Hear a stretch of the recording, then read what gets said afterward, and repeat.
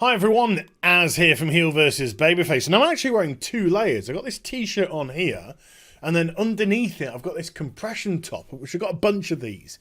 And for some reason, just one, has this like collar on it, which comes up my neck. Makes me look like the man from Milk Tray. For all the people who can remember that. No, it doesn't, Az. It makes you look like the man who ate all the Milk Tray. Because you're funny, aren't you? Funny. I mean, you're quite right, but never mind. Okay, let's get into today's video, shall we? Blizzard employ new strategies to address decline in Overwatch League viewership. Buy some streamers. However, it's clearly stressing that Blizzard, Activision Blizzard, Blizzard Entertainment, whichever one you want to, put the responsibility at the feet of, are really concerned about the decline, not just in attendance, but in Twitch viewership of the Overwatch League, particularly with some changes coming in next season as well. But this article is taken from Dexerto.com. I'm going to link this in the description box down below. Go check it out in its entirety. It's by Richard Lewis. So it starts off by saying Dexerto have evidence that Activision Blizzard have been looking to partner up with companies with access to streamers and influencers in a bid to boost Overwatch League viewership and live attendance. Now, obviously, the more people that come in to view, the more people that come in to watch, yeah, it pushes you up the leaderboard on Twitch, and therefore you organically get some growth because people look to see which are the top streamed games regardless. Oh, why is Overwatch here? Let's just jump into here for a bit. Why is this here? Let's jump into there for a bit. So you do get a portion of organic growth.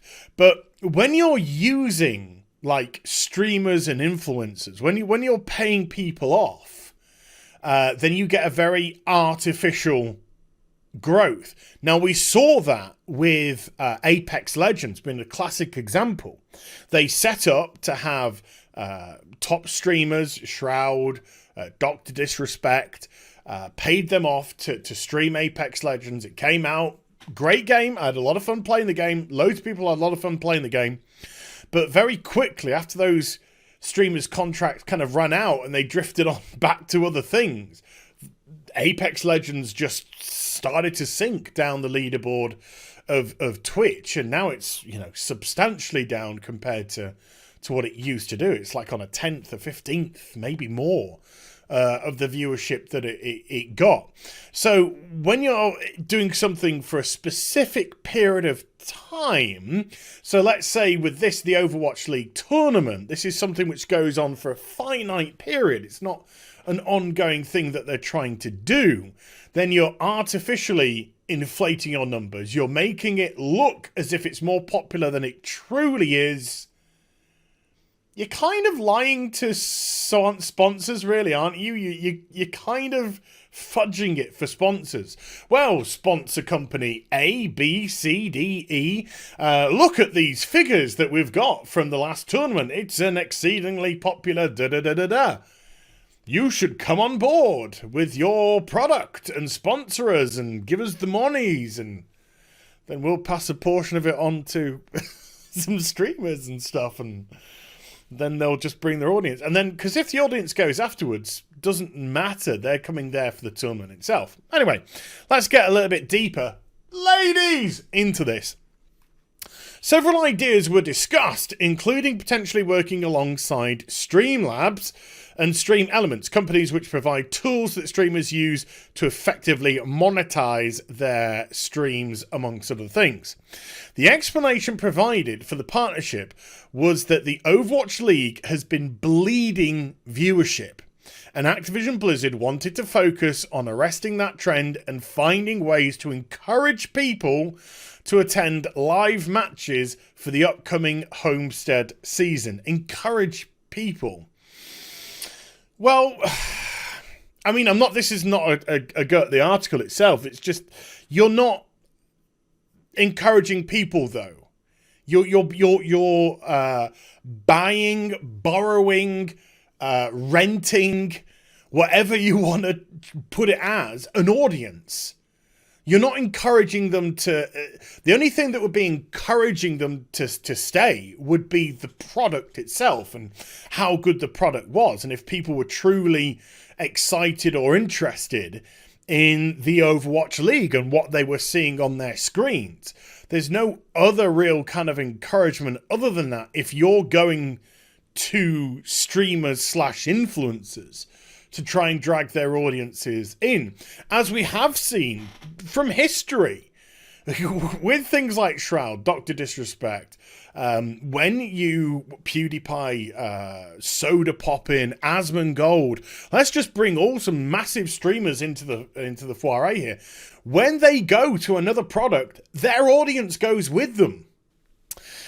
Streamers who were approached had to meet several criteria. Is it Blizzard are amazing? Nothing Blizzard do is wrong. Overwatch is the greatest game ever.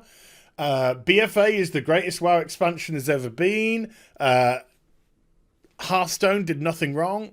Is it something like that? Anyway, with a preference for former Overwatch players. Now, this is quite interesting, this next bit, actually. With a preference for former Overwatch players who have an audience already interested in the game. I'm just going to stop it right there. Well, wouldn't they be watching Overwatch then? You know, now I know what I've just said about, you know, streamers and audiences going to watch them play other games, but if an audience has an interest in the game, then there's a high likelihood that they will gravitate towards that game anyway. So let's use another streamer for example. Somebody wants to watch Soda Poppin', right? Soda Poppin's playing classic WoW when it comes out, and then Soda Poppin' goes offline. And some part of his audience, let's say 10% of his audience, have a penchant for, I don't know, Heroes of the Storm, because that's a game that Blizzard killed. If they want to continue watching Twitch, then they'll probably just organically flood down to a game that they want to watch, which will be Heroes of the Storm, for example. So unless there's somebody particular, and again, this is the emphasis, unless there's somebody particular that they want to watch. So in the case of Soda Poppin', Soda Poppin's gone offline, let's go watch Asmongold. You know what I mean? Because he'll be doing the same stuff. He'll be doing the WoW stuff. So unless it's something like that, you'll probably filter down towards a game that you gravitate towards. So this kind of criteria is almost... I don't know. To me, it just feels it's a bit of a mistake, really, because if you're trying to get people interested in the product and the people are already interested in the game, how are you going to grow a new audience?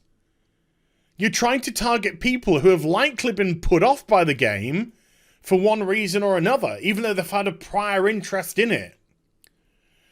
Wouldn't you be trying to whittle out some of your competition's audience? So really it should be streamers who play squad-based games or heavy FPS influenced.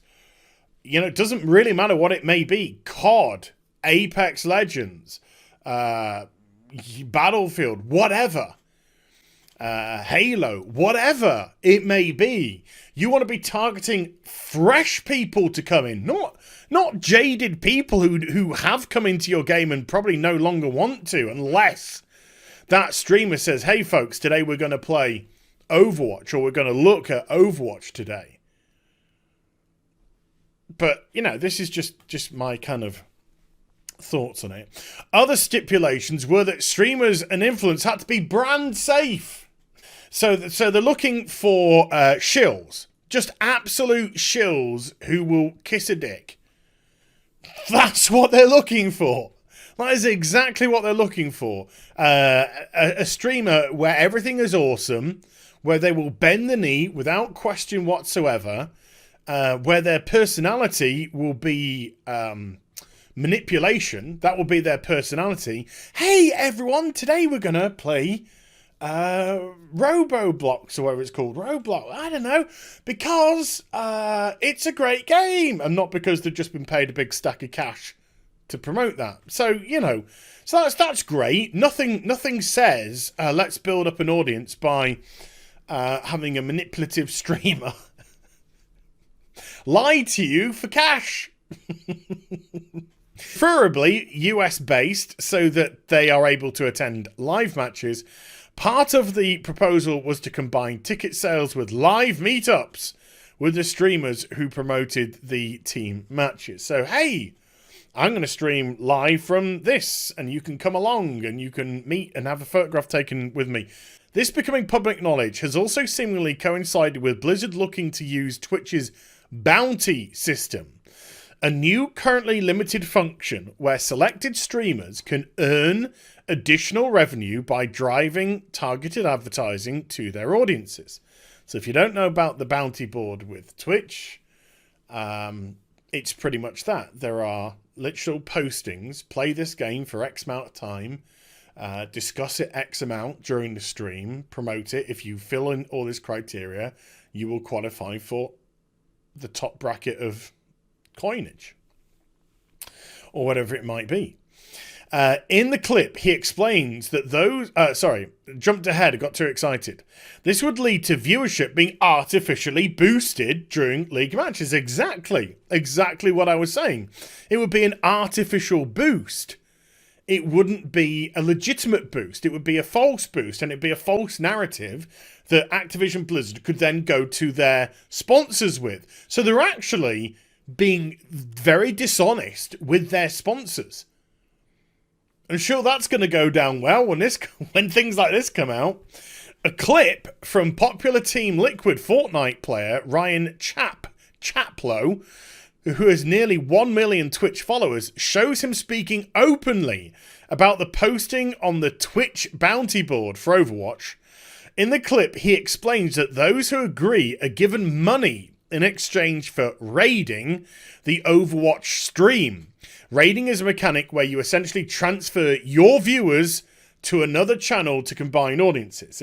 Most people who are watching this have watched Twitch and therefore understand what raiding is.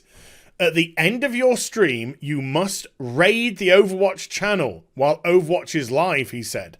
That means you must end your stream during one of the following windows. Chaplow was then less than complimentary about the prospect of participating in the campaign. Let's have a look at the clip, shall we? It seems to have miraculously been deleted. A 42-second clip. And I have searched high and low and not been able, unfortunately, to get my hands on a copy of it, and the embedded one doesn't work either. And here, just very quickly, because we've been going on for a little bit now, another big streamer, Official Raj, who did take them up on the offer, got a tweet from one of his followers. I just woke up to the Overwatch League stream running in the tab that I left on the Raj Royale podcast last night. Is this a known phenomenon or a new, spelling correctly, way to increase viewership? It wasn't a host or anything like that. I'd gone from Raj's Twitch URL to the Overwatch URL somehow. It was a raid. It was a raid, and therefore you have to leave manually. So whether a host is, you're still on that person's channel, a raid takes all the viewers into that channel. So it's a physical move. So it is very much an artificial boost in numbers. So yes, Blizzard are deciding that the best way to combat leaking viewership for Overwatch, not just for attendance, but also for viewership on Twitch, is to try and artificially boost the numbers to therefore appease to sponsors to say, look how good our thing is because we faked a whole... I'll let you fill in the rest, people. So let me know what you think in the comment section down below.